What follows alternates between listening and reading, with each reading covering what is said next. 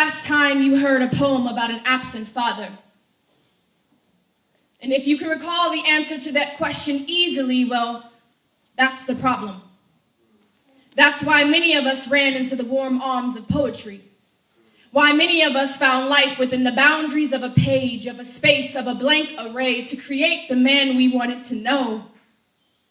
Our storytelling started while we were old, but young in flesh. Young at heart, curious about why we were left.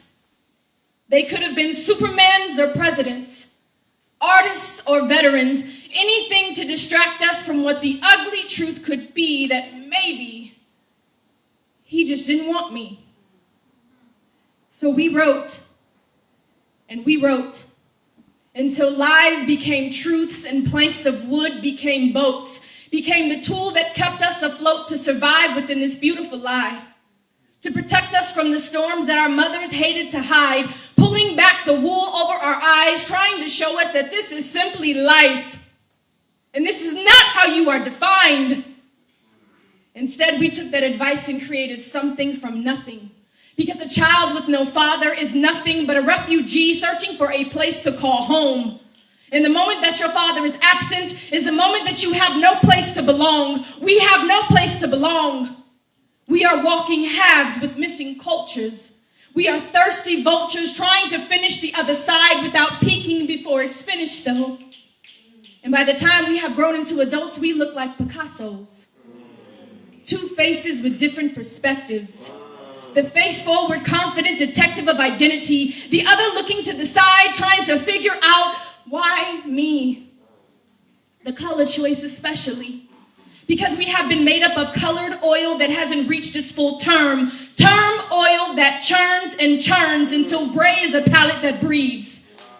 Because although we are full with so much vibrancy, it's really the gray that matters underneath.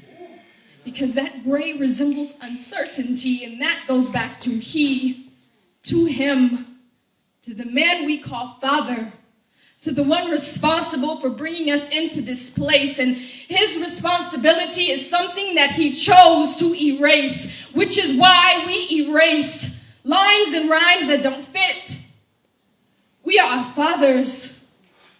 We are using their gift to create something beautiful. Share it with the world, and then exit.